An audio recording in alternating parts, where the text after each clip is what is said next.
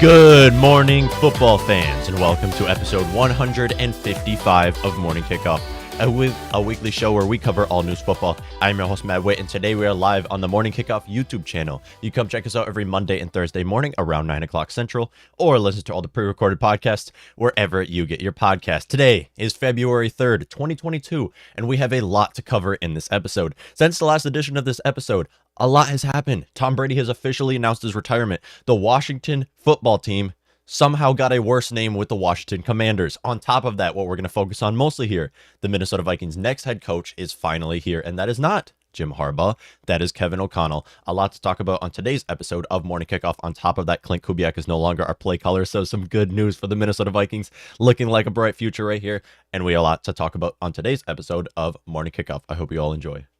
Do you enjoy listening to this podcast?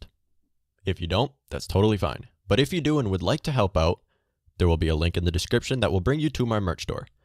At this store, we sell t-shirts, sweatshirts, and mugs, and all of the profit earned will go towards the production of this podcast. Thank you all, and enjoy the show. The Minnesota Vikings have announced their next head coach in Kevin O'Connell. Now, if you've been tuning into the show recently, you'll notice that I love the hiring of Kevin O'Connell. I am a huge fan of it. Now, yes, I understand why people were saying, oh, Jim Harbaugh should be the option. Jim Harbaugh should be the next head coach for the Vikings because he has shown himself as a very respectable guy around the league. However, you look at this hiring for the Minnesota Vikings, hiring Kevin O'Connell is the best head coaching hiring in the last decade. And in 2 years, I'm telling you, you will likely realize this because he is a perfect fit for this situation. Kevin O'Connell has now... Quickly, I want to mention here, they have announced Kevin O'Connell as their next head coach. They haven't officially brought him in as their head coach because obviously he's going to be the offensive coordinator in the Super Bowl with the Rams. So until then, we can't really get anything done. We're kind of trapped in this situation where we're waiting to bring him in as our head coach because we don't want to make any big decisions like, oh, what are we going to do with this cap scenario? We don't want to make any of these big decisions until we actually bring him in and until it is actually official. But Kevin O'Connell has coached 7 years in the NFL thus far, starting out with the Cleveland Browns in 2015, was their quarterback coach. In 2016 was a special projects operator with the 49ers. So you'll notice there with the 49ers, worked with Kwesi in the past. So this is a good relationship they've already built. And I'm telling you, you need a good relationship. Not only is a good relationship, like I've mentioned, with a quarterback and head coach, but you want your GM and you want your quarterback or your head coach to all be on the same page, because this, I'm telling you guys, this is how you build a dynasty. Okay, the Vikings, we aren't looking to be a go all in boom or bust team again next year. This is a completely different Vikings team. We are not a boom or bust team.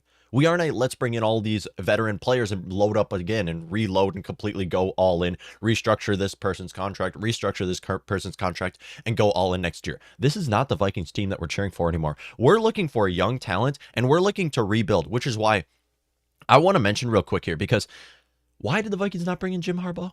It was looking very promising. I mean, you bring him in as what, like an 8-9 hour pretty much interview where you bring him into your place, you fly him in, show him your practice facility, show him all of the way everything goes down, but you don't even give him an offer.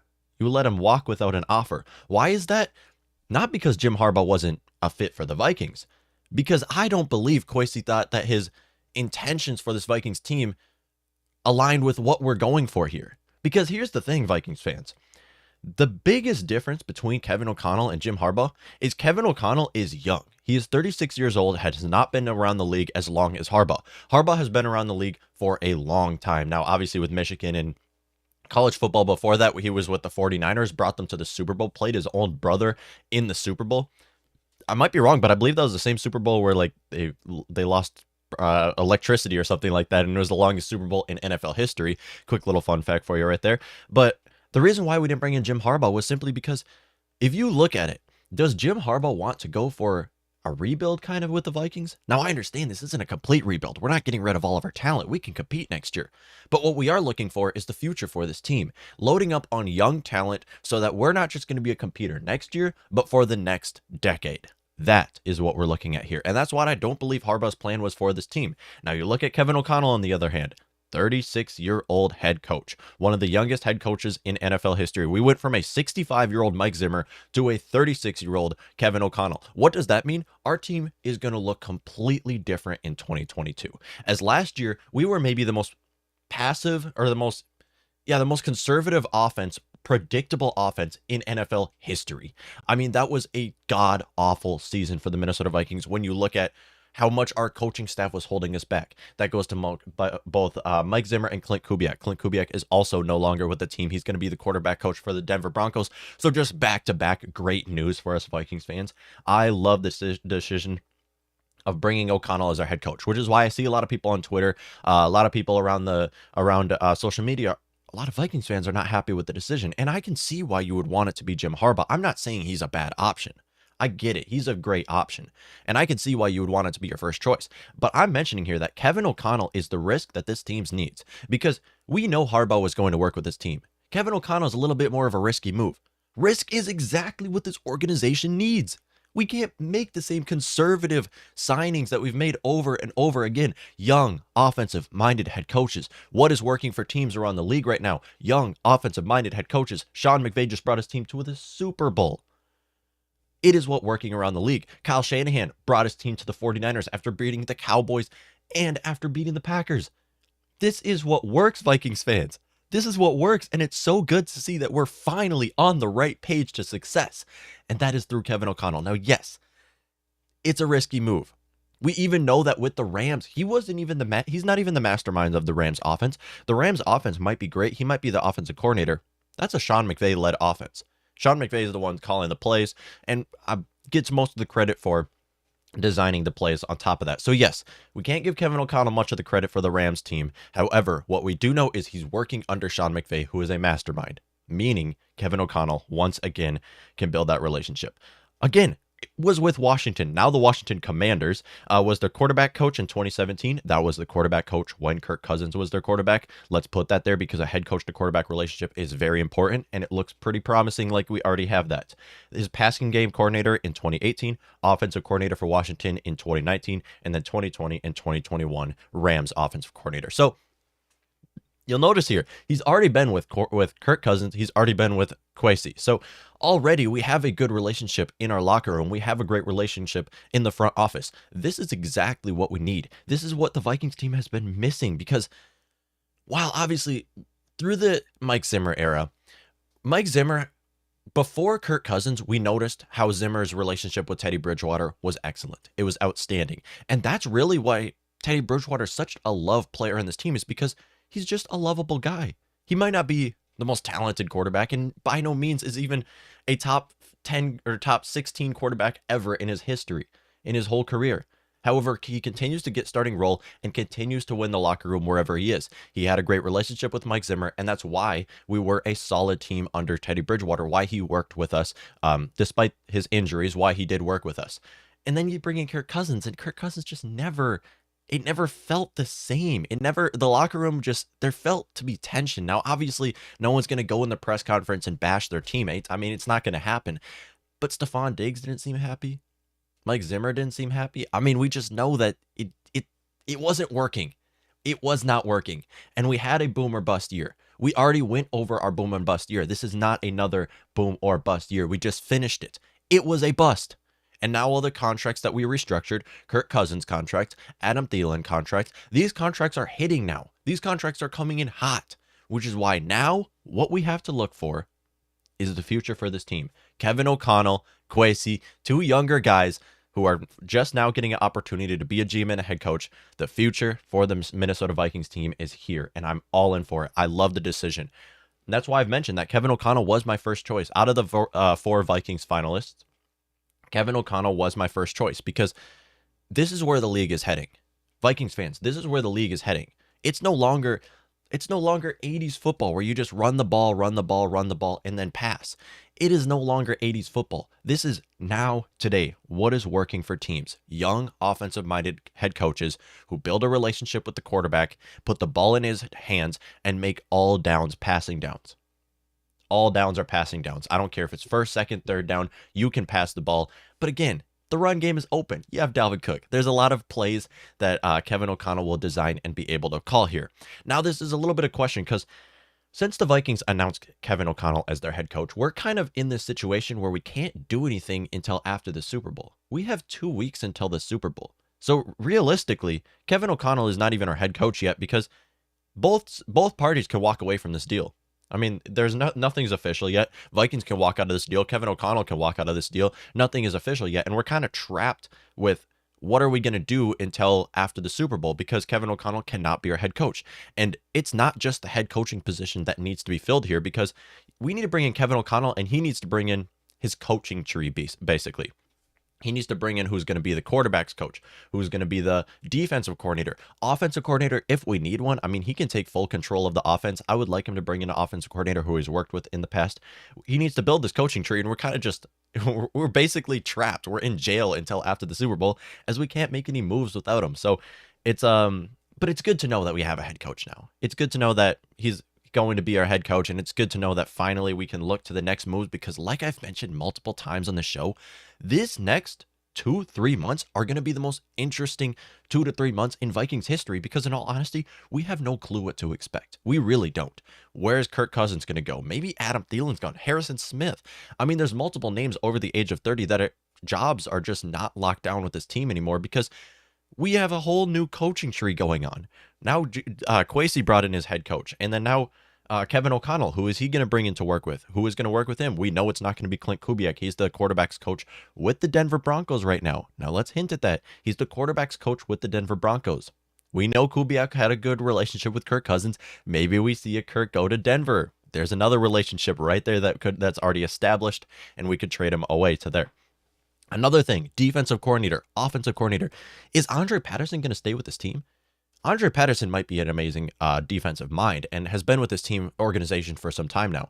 But typically what you see in these situations when you bring in a new GM, when you bring in a new head coach, nobody's job is locked down. Nobody is safe here. Absolutely nobody in this coaching staff is safe. Ryan Fiken, for all we know, could no longer be the special teams coordinator, even though he just had a great season like he did this last year where he turned the special teams around. Nobody's job is locked down right now because we don't know what Kevin O'Connell wants to do for this team. He could come in here and completely change the entire coaching staff, and that's more of a likely than not what happens. So when you're looking at defensive coordinator position here, Andre Patterson, I believe all of us Vikings fans can agree. We respect Andre Patterson. We love the guy. However, when it comes to taking full control of this defense, since he's done that, we haven't looked good. The last 2 years for the Vikings has not looked good with the team, which is why do we see someone else in charge of this defense? And that's why I'm starting to, this is going to be a little bit of a conspiracy theory here because as you guys know, the Vikings brought in or interviewed Patrick Graham twice. Patrick Graham's defensive coordinator with the Giants. They interviewed him twice to be our head coach. I really question that because were the Vikings really interviewing Patrick Graham here? Were they actually interviewing to be a head coach or were they interviewing him to be our defensive coordinator? Because here's the thing, Patrick Graham is not at all fit to be a head coach. I'm going to be completely honest. There is no, since when has the Giants ever had a good defense? What, 2002? and we're interviewing the Giants defensive coordinator. I believe we're interviewing him to be our defensive coordinator, and that was secretly what the Will family was doing. I believe that, and maybe he's the option who comes in and is our defensive coordinator. Now, are we going to have him be a co-defensive coordinator alongside Andre Patterson?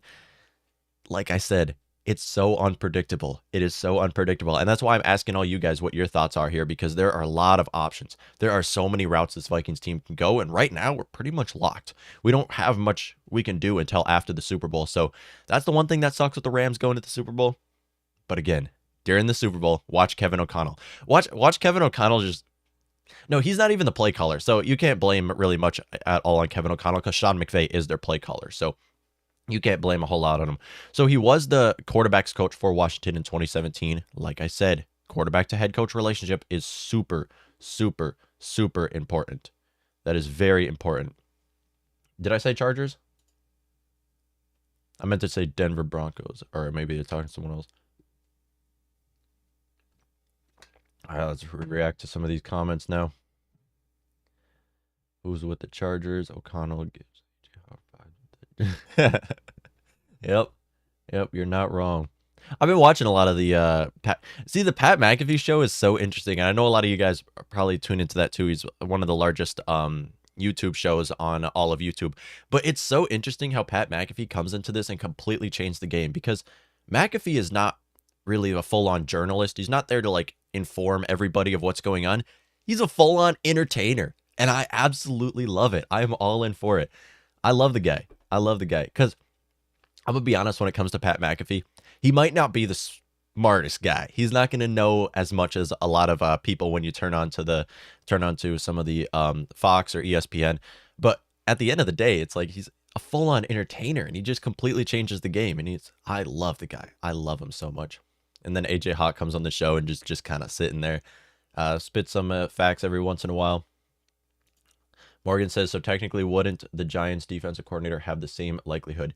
I would love him to be our defensive coordinator. I know he has a great track record. I love the guy. He has an excellent track record. I really don't believe at all that the Vikings were bringing him in to be an actual head coaching candidate. And he was part of the 4 finalists for the Vikings to be the next head coach was Patrick Graham. But he's not at all fit for the position.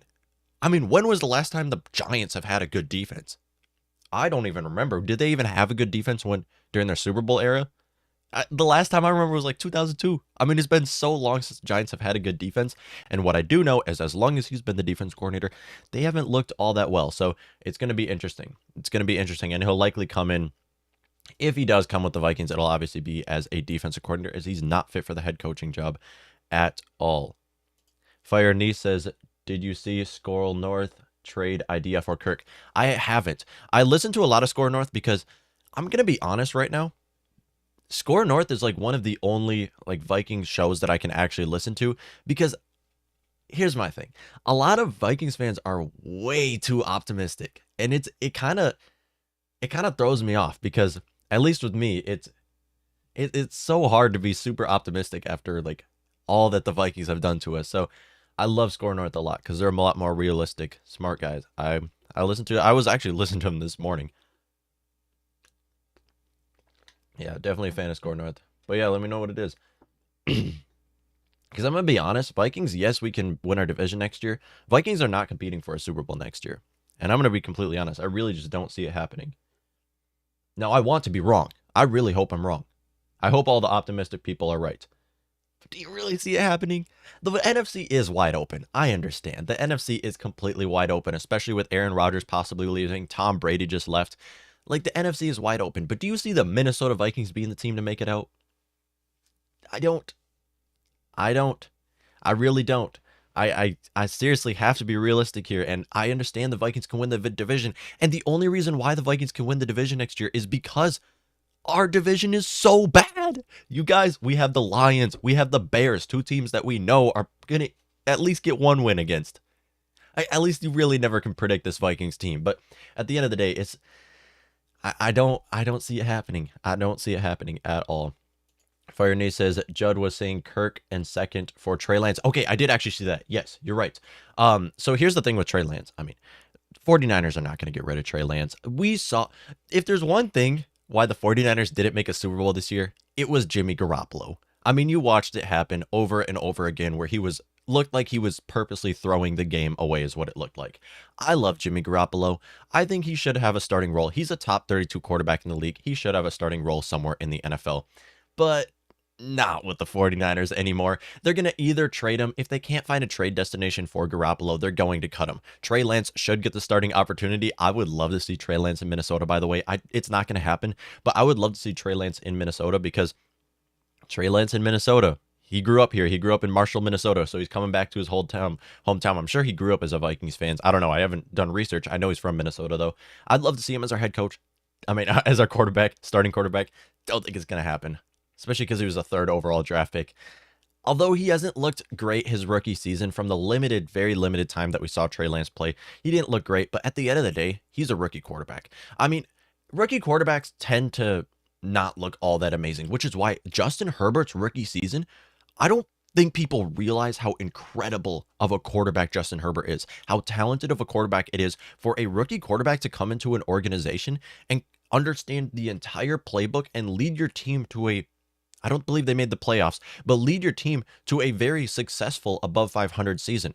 I mean, Justin Herbert is an excellent quarterback, and him to come in like that as a rookie quarterback, not be an interception machine like Drew Brees was his rookie season or Peyton Manning was his rookie season. Yeah, Drew Brees and Peyton Manning, 2 Hall of Fame locks, were also not great their rookie season. So you can't really judge quarterbacks based off the rookie season. I'm going to be completely honest. It typically takes 2 to 3 years to start finding their place in the league. So I believe Trey Lance should be their starter next year, and they wouldn't be smart to trade him away. I don't believe it'd be smart at all. They have to give him a shot first. They would have to first give him a shot. And if I'm going to be honest, they can make anybody work. If you were able to bring Jimmy Garoppolo to the Super Bowl, Kyle Shanahan is a mastermind. That man is unstoppable. And not only that, but you look at the 49ers situation right now at all, there is no reason why they should keep Jimmy Garoppolo because they have to extend Deebo Samuel. They have to make Deebo Samuel a top 5 paid wide receiver in the league because he deserves that. They have to make him a top 5 wide receiver paid in the league. On top of that, Nick Bosa's contract is eventually going to expire. They can pick up his 5th-year option or extend him. They have both decisions with that because he was a 1st-round draft pick. And then on top of that, they have another name, Trent Williams. I believe he's going to hit free agency again. I believe he was on a 1-year contract. So they have a lot going on with their team right now. That Jimmy Garoppolo is not a need. They don't need to pay him as much as they're going to pay him. They'll try to trade him. If they can't find a trade destination, they would cut him and he'd go somewhere else. Maybe he's with the Vikings next year. I mean, for all we know, anything can happen. Jimmy Garoppolo is a huge falling off from Kirk Cousins. But at the end of the day, I'm okay with it. As long as the Vikings are looking to the future for this team, you can load up. You can get a 1st-round draft pick for Kirk Cousins. As long as the Vikings are looking to the future, and by future, I'm not saying tank.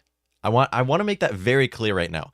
I am not saying the Vikings should tank next year. That is not what I'm saying when I'm saying a rebuild looking to the future. Vikings can still obviously compete next year. What I'm saying here is the Vikings need to load up on young talent. We can't do the same, let's sign all these veteran players onto our team and somehow expect to compete. We can't make the same mistake we've been making over and over. When I say going for a rebuild, when I say looking to the future, I'm talking about loading up on young talent, both offensively and defensively. That way we can compete for the next decade. Look at the Bengals right now. They're a perfect example. Now, we don't have a 1st overall draft pick. I guess there's a big difference, but Bengals went from a 2-14 team to a Super Bowl team in 2 years. Why? Because they completely loaded up on young talent. Now, we don't have a 1st overall draft pick, but at the end of the day, it is still very possible for us to go from a okay team, which is where the Vikings have been the last 5 years, an okay team, to a Super Bowl contending in a couple years, as long as we can load up on young players. Young talent in free agency and obviously in the draft. That is what the Vikings have to look at here because that is what's best for our franchise going forward, is looking to young talent. And Jimmy Garoppolo would just be a transitional quarterback. The only way he would be our starting quarterback is if the Vikings trade away Kirk and bring in Garoppolo on a 1-year contract to transition into whoever's going to be the future. Likely not going to be Kellen Mond, but maybe we draft someone 1st or 2nd round in this upcoming draft. I just don't see a case where the Vikings would be able to get Trey Lance. I'd love to see it happen. Don't think it's going to happen. Could we trade Kirk for Jimmy plus the 2nd or a 1st and a smaller contract? I would love that.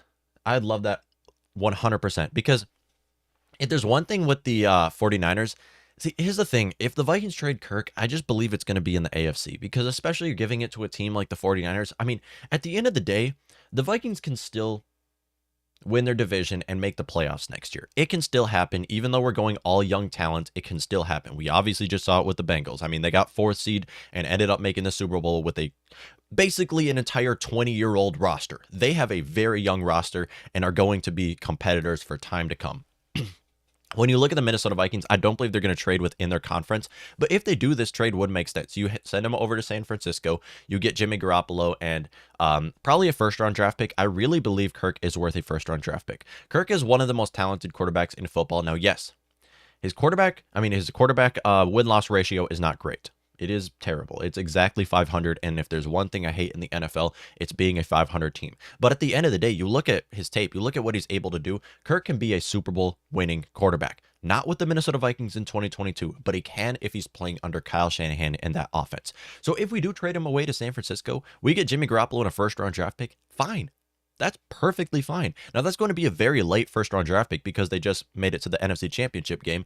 But maybe we can find some talent in the later first round. Trade down is an option. You can combine both your first-round draft picks and trade up. I mean, there's multiple options for the Vikings to make here, which is why I say it's so unpredictable for this team right now, because at the end of the day, we have no clue what Kwesi's plans are. We have no clue what Kevin O'Connell wants to do for this team. And it's going to be so interesting to watch unfold, which is why I continue to tell you guys, tune into the show, because we're going to talk about all the possibilities for this Vikings team, because there's a lot of mixed emotions amongst Vikings fans. There's a lot of mixed emotions amongst Viking fans, and continue to tell me what you guys' opinions are, because I have my opinions, but at the end of the day, we're all just Vikings fans. We don't really, we weren't there during the interview process. We don't know what Kevin O'Connell's plans are for this team. So we're all kind of on the same page here. So let me know what all of you guys' opinions are going forward with this team, because there are a lot of options. Shanahan, LGKDOC says that Shanahan loves Kirk, a wild scenario. Sends Jimmy to Carolina. Oh, that's Carolina, Pittsburgh. I mean, you got Denver, you got Browns on top of that. Minnesota sends Kirk and second for Trey Lance. I just don't think it's going to happen. Like, it's so odd, because the thing is they drafted him 3rd overall, and I just don't think it's going to happen where we actually get him, because he was a 3rd overall draft pick.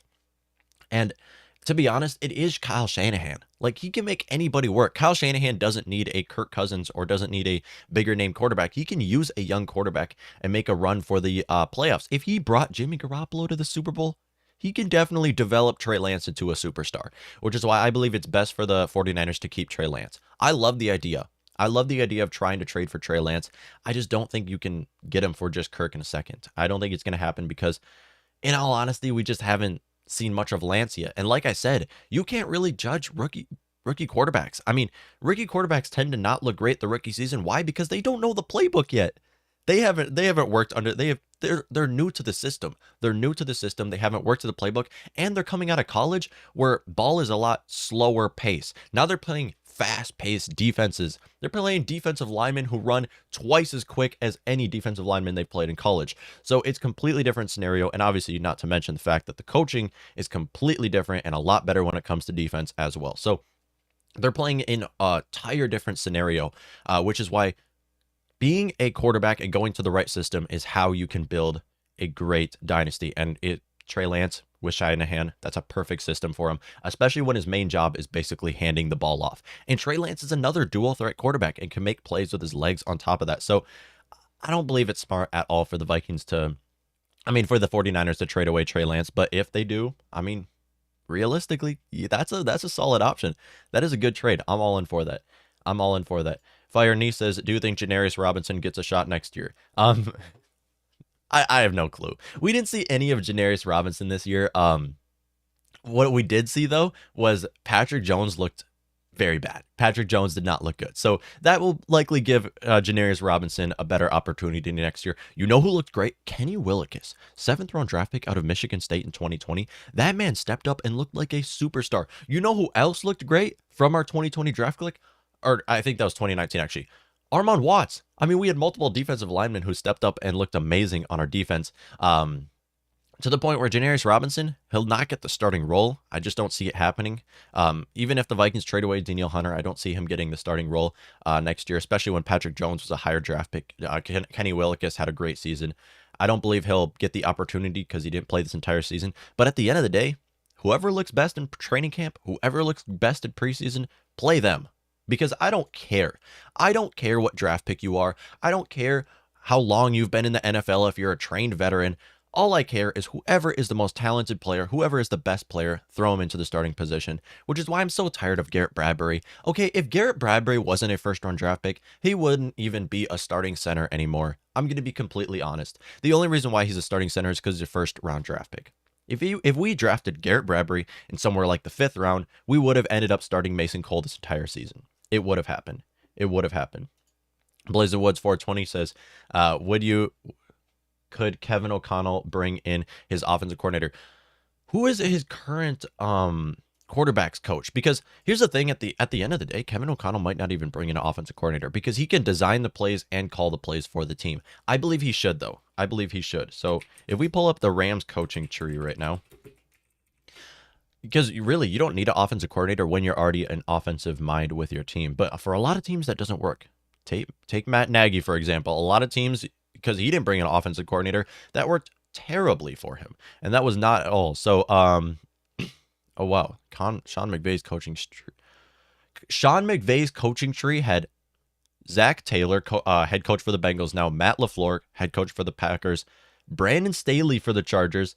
Jed Fish for Arizona. And now Kevin O'Connell had, what was it? He had multiple, I believe he was under Kyle Shanahan's tree as well. So a lot of big names right there. We're going to go Rams coaching staff, because maybe he'll bring in the offensive or the quarterbacks coach, because there's one thing I know about Sean McVay, that man can build amazing coaching tree, and that'd be great to see. So for their quarterbacks coach, if we're looking here, I can actually show you guys.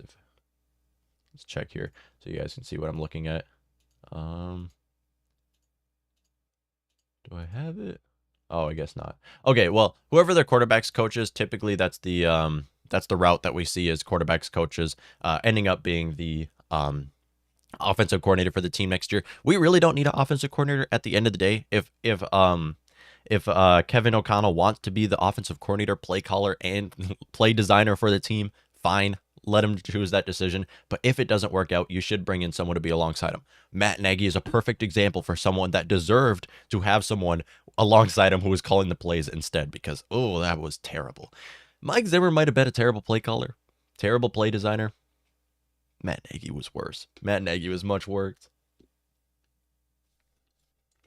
I'd take Sam Darnold in a heartbeat. Okay, Morgan's, I like this idea because it's so tough, though, because Sam Darnold, even though he's going into like his 4th year, he's never looked good. Now, I understand he was under Adam Gase. And if there's one thing I know about Adam Gase, quarterbacks look terrible under him. Quarterbacks looked awful. And that's why right now, Tannehill is a starting quarterback with Tennessee, who should still be the starting quarterback with Miami Dolphins if it wasn't for Adam Gase. So quarterbacks just look terrible under him. And then now he goes to play with the Panthers, still looks terrible. He had an okay start to the season, and yes, he has to play under the right system, but at the end of the day, I don't see Darnold being a franchise quarterback ever. But for maybe we give him another opportunity next year, that's another option, because Darnold, I do believe, deserves another opportunity somewhere in the NFL. I know he was given it this last year with Carolina, but if he doesn't work out, maybe we see Kellen Mond step out there. I'm fine with taking Sam Darnold. Sam Darnold, Marcus Mariota, those are a couple names to mention for quarterbacks that were never given a realistic opportunity and could be our starting quarterback next year. I'd be fine with that. But yeah, like you said, a lot of quarterbacks look terrible under that system. Again, it's so unpredictable. And I love you guys saying your little takes, saying your opinions, because it's interesting. I didn't even think about bringing Sam Darnold. I like that idea. I do like that idea, because I've talked about Marcus Mariota a lot, and Marcus Mariota, this would be a good option for him to go. Great option for him to go, because yeah, he's never had a real opportunity. And just like Sam Darnold, I don't believe will ever be a franchise quarterback. But at the end of the day, We can't say that until we've seen him given the right opportunity under the right system. And the Vikings can be a perfect system for Sam Darnold and Marcus Mariota to go. The thing about both those guys, Mariota and Darnold, and the problem with both of them, see, they might have the talent. They might be able to make plays as dual threat quarterbacks. But what they also do is make so many mistakes and are inaccurate quarterbacks, which is why them going to play with Kevin O'Connell, because Kevin O'Connell has been a quarterback's coach. He's an offensive mind. Maybe he can develop them. Maybe he can work them into the starting position and make them look a lot better, because that is how you build Super Bowl teams. You bring in a quarterback and put them in the situation to succeed. That is how you build a Super Bowl team. Darnold and Mariota on the same level. I agree, because just like both of those quarterbacks, they're talented quarterbacks, and we've seen it before. We saw it in college, and that's why they were both very high draft picks. Darnold was 3rd overall, Mariota was 2nd overall. Just never put in the right system. That's completely honest. I mean, if you saw Darnold or Mariota go, I don't know, maybe to go play with Bill Belichick or any offensive or any mastermind of a head coach, they would have worked out. They would have worked out. Which is why I do like the idea of bringing in or Darnold or Mariota would both be great opportunities for them to play under Kevin O'Connell and this offense. Not only are you playing under Kevin O'Connell, but you're playing with arguably a undoubtedly a top 5 running back duo in the league and a top 3 wide receiver tandem in the league. So you're loaded with playmakers. You're put in a great position to succeed. The only problem there is in the offensive line. And as long as you can make plays with your legs, as long as you can move outside of the pocket, quicker than Kirk did, I mean, Darnold and Mariota could easily work with our offense. We'll just have to design the playbook around them and put them in the right situation to succeed, because that's how you build a franchise, or that's how you build a dynasty. You bring in the right head coach. Now, obviously, we don't know that with Kellen Moore, with Kevin Moore yet, because or Kevin O'Connell. Wow, I keep Kellen Moore was offensive coordinator with the with the Cowboys, who I wanted, but we don't know that with Kevin O'Connell yet. He's coming into this team, and I believe it is a risky move, but I believe taking the risky route is the right way to go, because Vikings haven't taken a risky route in a long time, and I like the idea of bringing him in as our head coach. Now, as long as he works, he can bring in a quarterback. You can build a good quarterback to head coach relationship and then build around that quarterback. That is how you build Super Bowl dynasties. That is how you can be competitors for the next 10 years. That's what's happening with the Chiefs right now. Now, I have a hot take on the Chiefs. I don't think the Chiefs are going to be in the Super Bowl for the next 3 years, or even after that. You look at the AFC right now, and the Chiefs paying Patrick Mahomes that much money. Like, don't get me wrong, he's the best, arguably the most talented quarterback in NFL history. I mean, he deserves that paycheck. But at the end of the day, you can't be an offense-only team. We saw how that defense looked, and I wanted Mike Hughes to have a better season than he did. But at the end of the day, I mean, I don't know how great the Chiefs are going to look for the next decade as long as they're paying Patrick Mahomes $500 million.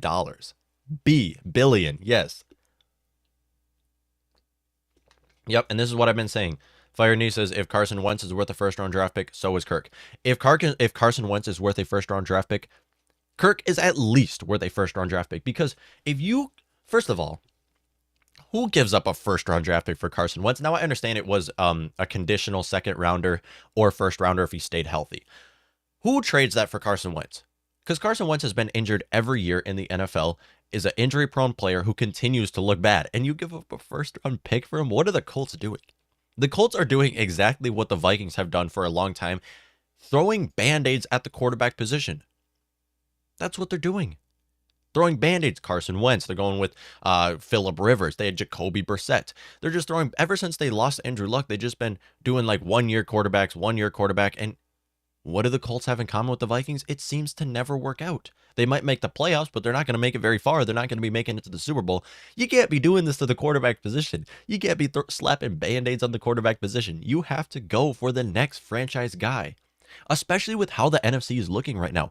Because I'm going to mention this real quick. I saw a post the other day after Tom Brady officially announced his retirement. Now, is he actually going to retire? He might be too addicted to football. But after he officially announced his retirement, I saw online, it said the league is in the right hands. And it showed all the quarterbacks, the young quarterbacks. You got Joe Burrow, you got Patrick Mahomes, all the young quarterbacks. And it says the league is in the right hands. Well, there's one thing I noticed with that post. Only one of them was in the NFC. It was a list of about 10. Only Kyler Murray was in the NFC. meaning we are a wide open, not only conference, but not only division, but conference. Because Aaron Rodgers likely gone. Tom Brady just left our conference. There's multiple names of quarterbacks who might be gone. Russell Wilson, he might be gone too. Our conference is wide open, which is why right now, better than ever to take a shot on a quarterback. Better than ever, because we can compete for the next decade if we just can get the right quarterback. It's asking for a lot. It's asking for a lot. It's asking for a lot. Vernice says, I do think Drew Lock can get another shot. Same thing with Drew Lock. He's injury prone. Using him for 1 more year, putting him on a 1-year contract, I'm fine with that. But outside of that, again, it's still, like I said, slapping Band-Aids on the quarterback position. You have to look to the future.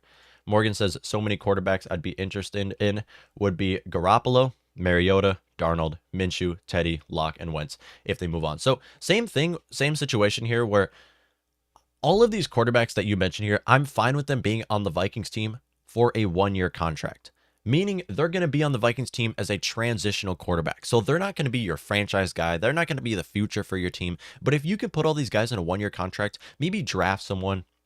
That's what I'm looking for here. Drafting a quarterback and trying to hit on the future. Now, drafting a quarterback this year is really rough because you don't want to take a quarterback in the first round outside of Kenny Pickett. Now, this is my opinion.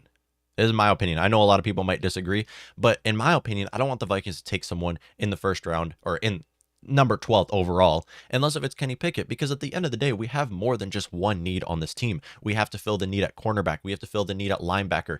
And these are needs that we can find at the 12th overall pick. In the second round, completely different story, because this is similar to the 2014 draft class, where in the first round, you got a bunch of questionable players. However, you can find a gem in the second round, like we did in 2014, where Jimmy Garoppolo and Derek Carr were second-round draft picks who both outperformed all of the first-round draft picks from the 2014 draft class. So I'm fine with us taking a quarterback next year, but in the first round, it's really tough. It's so tough. It's so tough. It's so tough because you look at the quarterbacks.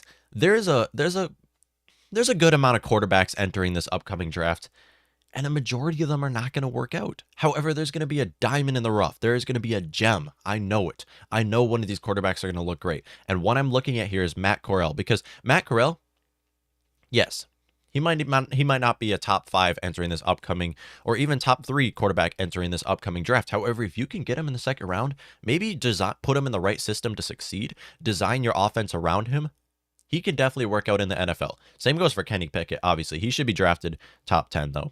He will likely be drafted top 10. If the Vikings could get him at 12, I'm fine with that. I like this. LGKDOC says definitely need Sauce Gardner at 12. Okay, here's the thing. Vikings need to draft a cornerback at 12, because if there's one thing about rebuilding a team, you want to take positions that will be good for the next 5-10 years. And typically it will take 2 to 3 years to actually start hitting stride in the NFL. So you have quarterback, you have cornerback, you have wide receiver. These are positions that last for a long time to come. And if you can take a corner at 12 like Sauce Gardner, if you can find a cornerback at 12, he can be your franchise potential lockdown corner for some time to come, which is very, very crucial. In a pass-heavy league, you need to have a lockdown corner, which is why right now, a team to mention real quick are the Falcons. The Falcons are in great position to succeed. And people are just forgetting about them. People overlook them because they're the Falcons. Now, yes, they don't have the quarterback position locked down as Matt Ryan, something with him. But the Falcons right now, might be a hot take. Falcons are going to win their division next year. I think it's going to happen. Sean Payton is no longer with the Saints. Tom Brady's no longer with the Buccaneers. They're going into this upcoming offseason where AJ Terrell, arguably, I'm not kidding, arguably the best corner in the NFL. AJ Terrell, people forget, he allowed less than 10 receiving yards per game. He is arguably the best corner. Matt Ryan, now, yes, it's a little questionable there, but they were starting to come together with Cordero Patterson being both as a wide receiver and both as a running back, looked great on their team. He could be their starting running back next year. Obviously, they have Kyle Pitts going forward. And then on top of that, they have Calvin Ridley, who opted out for a majority of the season, but should be coming back with their team. On top of that, you look at free agency right now. There are multiple big-name wide receivers entering free agency. If the Falcons can bring in just one of those guys, they're set. And that's why I'm making that prediction right now. I'm going to replay this in a year from now, but I do believe the Falcons will win their division in 2022. because Sean Payton and because Tom Brady is gone, they should win their division next year. And then who knows with the Panthers? I don't believe they're going to compete at all. We have to use these guys in order to fully rebuild. Yep, I agree. We do. Because I'm fine with bringing in these quarterbacks. Just please, 1-year contracts, because we have to look to the future. And the future, when you're rebuilding a team, you have to look to a franchise guy. Doesn't have to be the most talented quarterback, but it's got to be a guy you can build your franchise around, or else you're just going to fall apart. You really are. If you don't have the quarterback position locked down, like I said, if you continue to throw band-aids at that position, your team's going to fall apart. Justin Jefferson's not going to want to play here if he's continuing to play with new quarterbacks, new systems every year.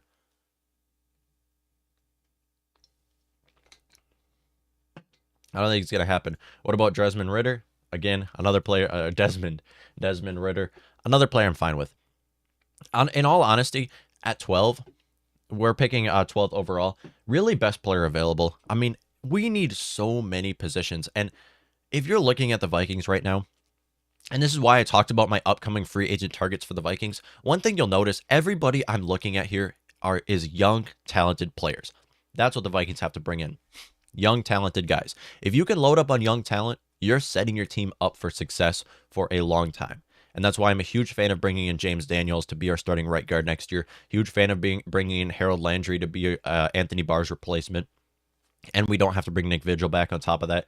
Huge fan of bringing in all of these players. As for the cornerback position, like I said, that's one of the most important positions. And I'm all in for taking a corner in the first round. And I'm so happy a lot of you guys are also fans of drafting another corner, because a few years ago, I remember it was the 2019 offseason for the Minnesota Vikings. I was mentioning that we should bring in a corner. I was saying we need to bring in another cornerback because we're not set right now. We had Trey Waynes and Mackenzie Alexander as our starting corners. Oh, and Mike Hughes.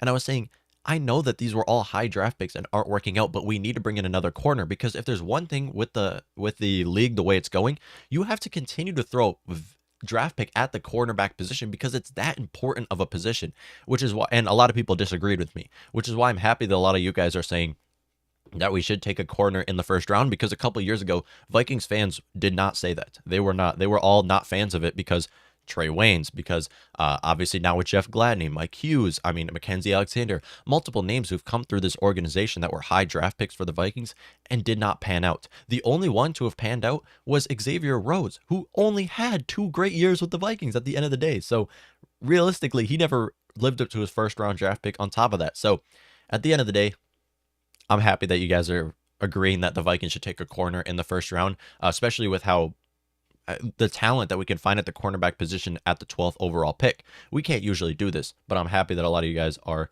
fans of that. Blazer Woods 420 says, okay, Kirk Cousins can be the guy if we can get UDHO out of the line. Oh, Udo, yeah.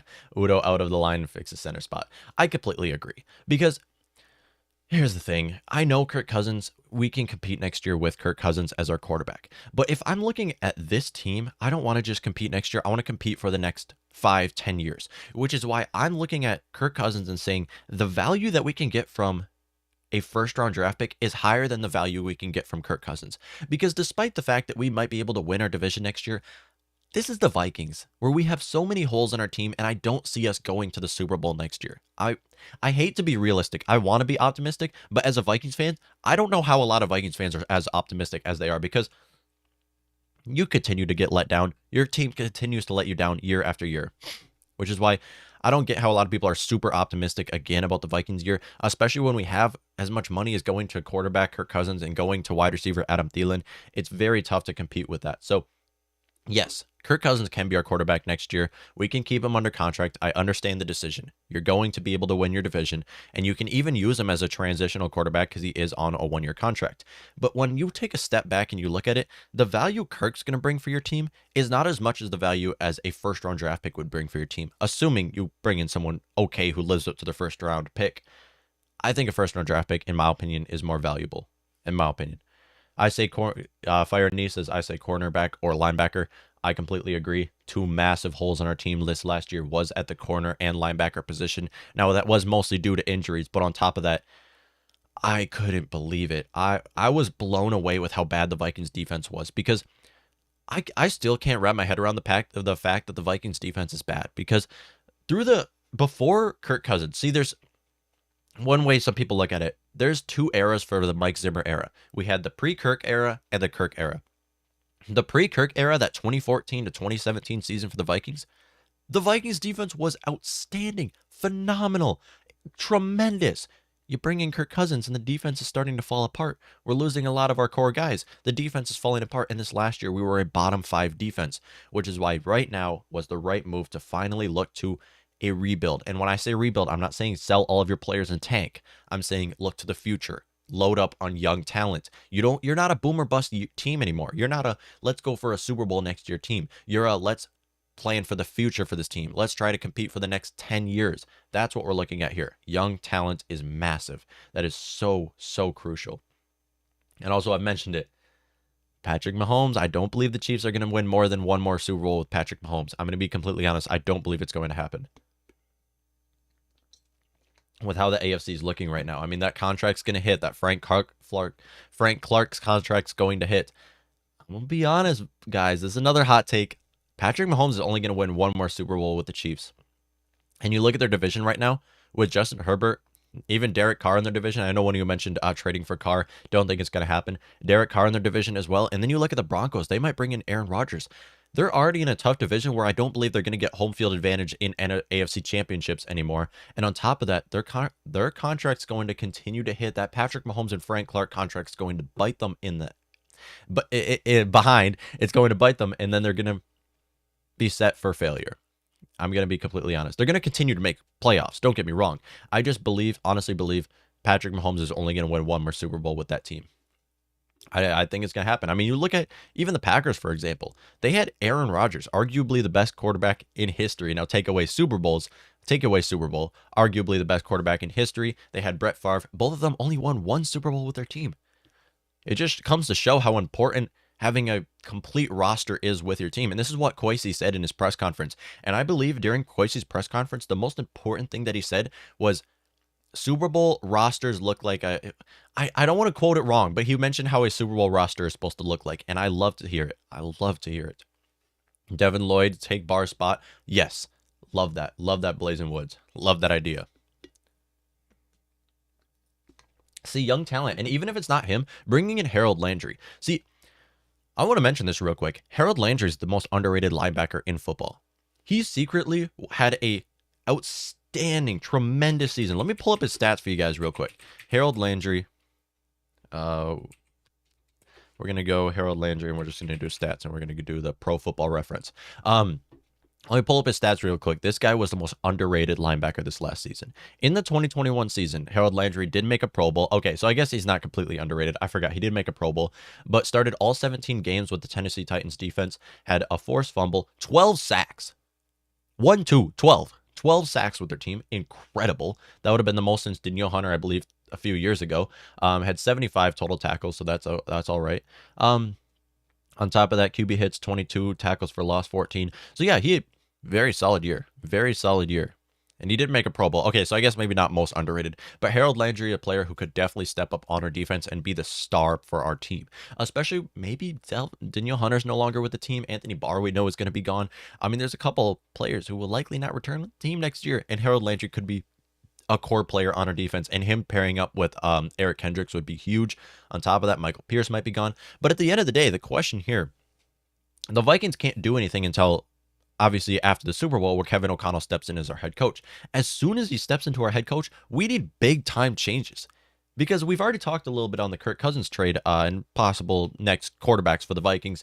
But one thing we haven't talked a whole lot on is maybe who's going to be his offensive coordinator if he brings in an offensive coordinator. Who's going to be the Vikings defensive coordinator next year? Because Andre Patterson's old. He might have been here a long time. Well-respected player. I just want to say AP, most respected player by our Vikings fans. And if you don't like Andre Patterson, I can't stress enough how much he's done for this organization. And I have so much respect for the guy. While I don't think he's going to be our full defensive coordinator next year, I'm fine with the decision of moving on from Andre Patterson, because we're going through a whole new regime here. We're going to our next dynasty, basically our next era for the Minnesota Vikings. And Andre Patterson, love the guy, but he doesn't have to be here anymore. He really doesn't. He doesn't, which is why us bringing in someone else to be our defensive coordinator, I'm fine with that. Maybe it's Patrick Graham, but that's another question about who's going to be our next defensive coordinator and offensive coordinator. We haven't talked about that a whole lot. We're going to continue to talk about that, but again, we can't make any moves till after the Super Bowl. We're in this situation where we're completely stuck because we can't make any decisions without Kevin O'Connell's say in it. Now, he's not allowed to take, he can give in his little input. He's not allowed to really make any decisions as nothing's official yet because he's not our head coach yet. Now, we announced Kevin O'Connell's our head coach, but realistically, he's not because he hasn't signed any papers. Nothing's official. It's an unofficial announcement that Kevin O'Connell is our head coach. Chaz Surratt did move from quarterback. This is funny because Fire Niece says Chaz Surratt did move from quarterback. He did play quarterback the first 2 years he was at UNC and then moved to linebacker, which is why he could be our emergency quarterback. Emergency quarterback meaning if both of your starting quarterback and your backup quarterback get injured in the same game, you have your emergency quarterback who would step in at the position. So it could be Chaz Surratt. That'd be funny to see. Alex Brown says, what's your thoughts on drafting Malik Willis and Kevin O.C. can develop him? Yes, 100%. Here's my thing, though. I don't think the Vikings should draft a quarterback in the first round. And I've said this a few times. I just believe, maybe it's just the fact that every quarterback I've seen the Vikings take in the first round has not worked with our team. Maybe that's why I'm so against taking a quarterback in the first round again, because obviously we've seen, Teddy Bridgewater was mostly due to injuries, but on top of that, Christian Ponder, we've seen multiple quarterbacks we've taken in the first round and it hasn't worked. And we're not sitting at a spot where it's comfortable to take someone, but there's going to be a gem. Malik Willis could potentially be a gem for our team, and I'd be fine with us taking a quarterback in the first or in the second round, or maybe even trading up into late first round, or using a late first round draft pick that we got from Kirk Cousins on a quarterback. Again, I'm fine with that. I'm fine with a lot of these decisions. But like I've said multiple times, there is more than just quarterback that the Vikings need. There is bigger needs for this team. That is in the corner position and in the linebacker position, where I'd be fine with the Vikings sitting at 12 and finding value in the pick. Value in the pick, meaning don't draft players based off of their position. Draft players based off of their performance in college. That's what I'm saying when I say value of pick, just taking best player available. Morgan says, give me Jared Allen as our linebackers coach. Jared Allen is maybe my most... it's hard. He's my favorite defensive player that I've watched in my lifetime, that I've watched live. Jared Allen was such a character. Him playing with Chad Greenway and him playing with Antoine Winfield on that defense. Then you had Harrison Smith eventually step in as a rookie. That defense was so fun to watch for this Vikings team. God, I miss those years. I miss those years. And there's the 2019 or 2009 Vikings team where obviously we didn't make the Super Bowl because of the whole situation with Sean Payton and that. There's actually not a documentary, it's a movie on Netflix now where Sean Payton is played by Paul Blart, and it's a comedy, and it's based off of the time when the Saints cheated against us in the 2009 season, and went on to win the Super Bowl against the Indianapolis Colts. That movie is actually good. I'd recommend you guys watch that. I'm going to just Google it right now. So Sean Payton, Paul Blart. I can't remember what it's called. It's a movie on the Saints team when they cheated against us back in. It's called Home Team. Yeah, I watched it. It's actually it's an entertaining movie. It's based off of when Sean Payton was suspended from the league for his 1 year and then went on to teach his sons, I believe it was middle school football team, and that all went how it went when the Saints cheated against us. I'd recommend you guys tune into that. But with that being said, Jared Allen, I can't believe he's not in the Hall of Fame. Why is he not in the Hall of Fame yet? I can't believe he's not in the Hall of Fame. Morgan says, did you see Jared Allen asked on Instagram for a coaching spot for the Vikes? I didn't see that. I heard about that, though, and I'd be fine with that. But at the end of the day, it's Kevin O'Connell's decision. Whoever comes in. But I would love to see that happen. I'd be fine with that. How is Jared Allen not in the Hall of Fame? That's what I'm so mad about. So this Sunday. Wow, it's already Pro Bowl. No, next Saturday. They're going to announce who the 2022 Hall of Fame class is. If Jared Allen is not on that list, I'm going to be so angry. How is he not in the Hall of Fame? He's not only the best Vikings, one of the best Vikings defensive ends of all time, but he is one of the league's best defensive ends of all time. How is he not in the Hall of Fame? It makes me so mad because he's unstoppable. And yeah, such a character on our team too. He holds so much value on our team, and I would love to see him. against the St. Louis Rams. Yep. Jared Allen was one of the most entertaining players to watch.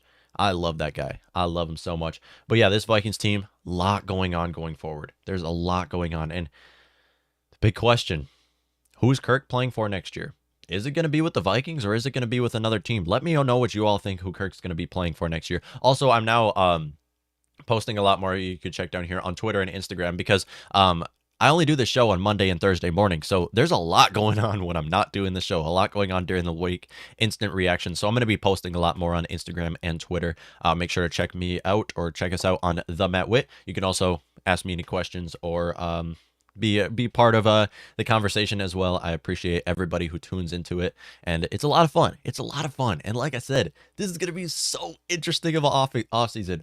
Like God, I'm so excited for it. I said this last week how I said the next 2 to 3 months for this Vikings is gonna be so entertaining to watch unfold. Because we have no clue what to expect. We have our opinions, we have our takes, and we're completely different opinions here. But at the end of the day, we have no clue. Who is Kirk going to play for next year? No clue. I believe right now there's a 50-50% chance that he's either plays with us or is not playing with us. It is right down the middle, and we have no clue what to expect going forward. We have no clue. Alex Brown says, I know people might not like the new head coach hiring, but it's a nice change of scenario. Instead of defense all the time, the NFL is trudging to offseason offense direction. Completely agree. Alex Brown, I completely agree, because this is what I've been saying here, because I understand why people wanted Jim Harbaugh. I get it. Now, Kevin O'Connell was my number one pick. I understand why people wanted Jim Harbaugh. I get it. But at the end of the day, you look at the Vikings, Mike Zimmer, Brad Childress, Leslie Frazier, the last 3 head coaches for the Vikings. What do they all have in common? They were defensive head coaches. What do they also have in common? They never brought us to a Super Bowl. Now, I know Jim Harbaugh is not a defensive head coach, but they never brought us to a Super Bowl. Now we're looking to what is working for teams is young, offensive-minded head coaches who can call plays and play design for your offense. Make your quarterback look best in the situation that you have. That is what's working around the league, and I'm so happy to see that the Vikings are following suit, going with what works. What was working for Super Bowl teams is bringing in young, offensive-minded head coaches, and that is exactly what Kevin O'Connell is that young offensive mind for our offense. He's only 36 years old, one of the youngest head coaches in history. We went from 65-year-old Mike Zimmer to 36-year-old Kevin O'Connell. Huge change. Massive change right now. Massive change. LGK's DOC says not the Vikes, Cleveland, or Pittsburgh next year. Or Denver. Don't forget, Clint Kubiak is now the quarterback's coach for Denver. Now, obviously, they have Nathaniel Hackett as their head coach, so it's more likely that Aaron Rodgers is going to go there, but I'd honestly rather see Aaron Rodgers get traded than Kirk traded. So there's that. I want Aaron Rodgers gone. I want it so bad. I want it so bad. Yeah, because not only is the next 2 to 3 months for the Vikings going to be amazing, but you have the whole NFC North going through massive changes. It's so interesting because, obviously, the Lions are the Lions. I mean, don't forget, the Lions are the Lions. And then you have us, the Minnesota Vikings, and the Chicago Bears, who just got new GM, new head coach. And then you got the Packers, $45 million above the cap with multiple star future Hall of Fame players expected to hit free agency. Aaron Rodgers is not going to go through a rebuild. We have no clue what to expect from them as well. A lot of big changes in this NFC North, and it's so interesting to watch. So interesting to watch unfold. Young defensive mind, better way. I don't know, man. I don't know. See, here's the thing. Offense or defense, they both can work in the NFL. An offensive-minded head coach and defensive-minded head coach. Mike Tomlin, Bill Belichick, 2 of the best head coaches in NFL history. I get they're both defensive minds. Morgan says defense wins games. That hasn't ever been more obvious than this year's playoff games. Yes, defense is so important, and I completely agree. But see, here's the thing. When you're building a team, you want a great relationship between your quarterback and head coach.